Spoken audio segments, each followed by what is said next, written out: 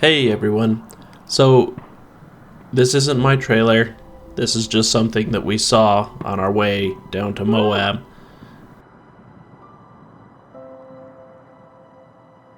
Just something I wanted to show as it kind of unfolded to us live.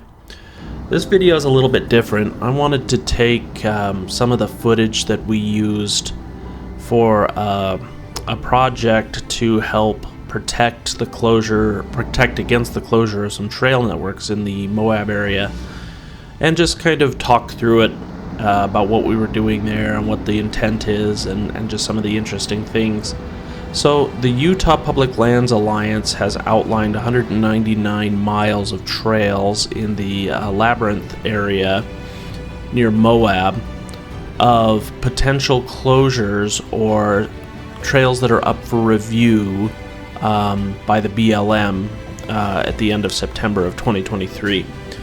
They put out a call to see if people could investigate these trails, find out their status, whether or not they're still viable, or if they're overgrown, or if they're traveled, so that the BLM assessment team can take an accurate look and not close trails that are still being used and have access.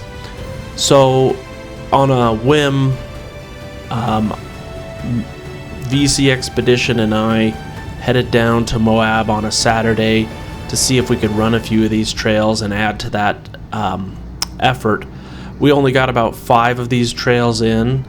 A lot of them are side trails or spurs or camping spurs, just a little jaunt off of a main trail or a semi-used trail. A lot of them don't have any information about how they're currently used. The trail that we're on right now is called 7 Mile Canyon, just off of 313 on the way to Canyonlands, and it shows it as being a road, but it ends at about 3.5 miles in, with the rest of it being equestrian and foot traffic only.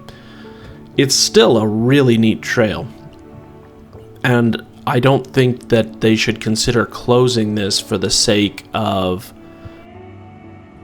reducing the roads in the area. It's well used, it's interesting, it's semi-technical. I wouldn't recommend it for an all-wheel drive vehicle without some experience, and it's a perfect example of a trail that I don't think people really know about and could easily be closed for vehicle traffic just because it's tucked off out of the way.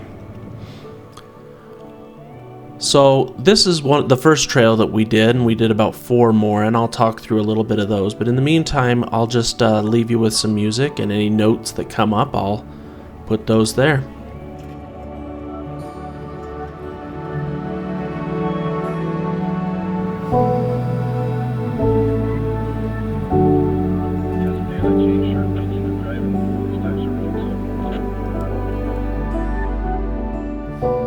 So this is also off 313. We actually drove right past this and had to turn around despite having it on a map and knowing where it was.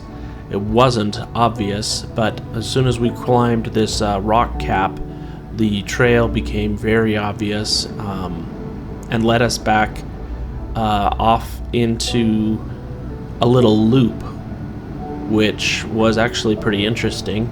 There's supposed to be a trail spur off to the right here, according to the UPLA map, but as you can see, there's nothing here, and it's been reclaimed by the land. And that's one of the purposes of this effort, is to understand and know what's been reclaimed and what can be closed and what hasn't been reclaimed and is still in use. And this trail is still completely usable and gives you access to a mountain bike trail.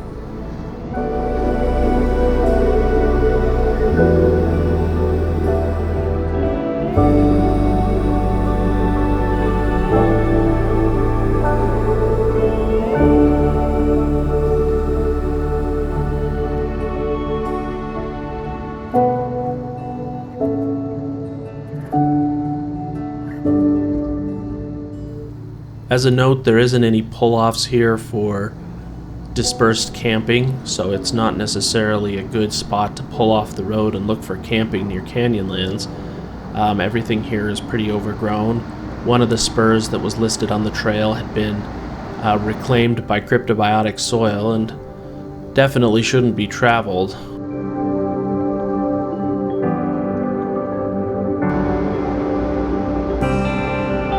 This trail is off the Gemini Bridges route, off parallel to the main road, and it was one of my favorite things that we did while we were down there. So you can see the trail isn't extremely well defined in a lot of areas, but it is there and it is cut, presumably for oil and gas industry in the past.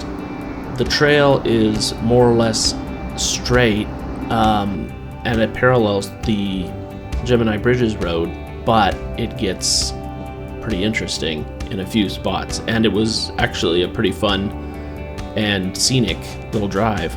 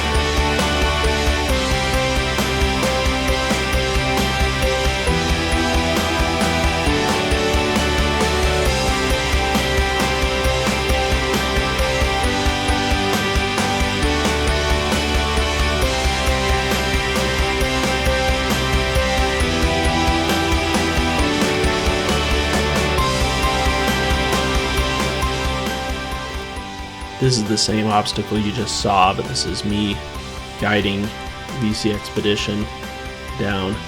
He and I both have roughly the same lift, same size tire, and we were just right on our 80 series with 33s and a 2-inch lift for this obstacle. And I kissed my rear bumper on it, but he didn't do that.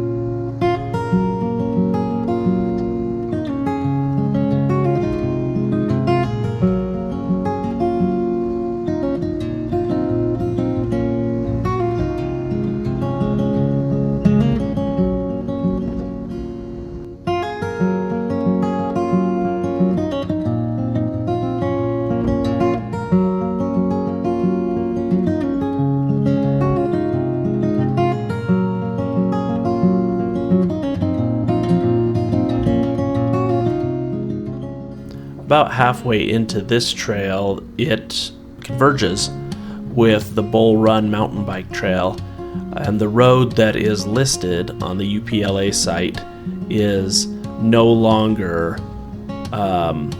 suitable for vehicles. You can see that there's some yellow marker paint here for the Bull Run trail, so this is still technically suitable for vehicles, but a little bit further down the road there's a right-hand turn where things become single track and the road is indicated to go right, but it's not suitable anymore. There is a road to the left which we are able to take that took us to the same place and ended up being a really neat drop off the plateau down into the lower valleys that connected back up with the road.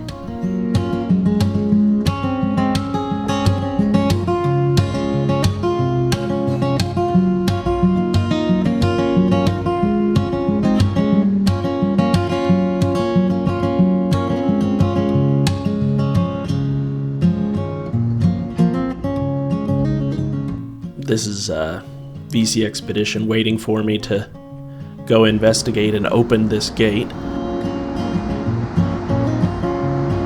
If you see gates that are unlocked and are not labeled as private property, you're most likely on BLM land where you can access the terrain so long as you leave the gate like you found it. If it was open, leave it open. If it was closed, make sure you stop and close the gate behind you, which we always do.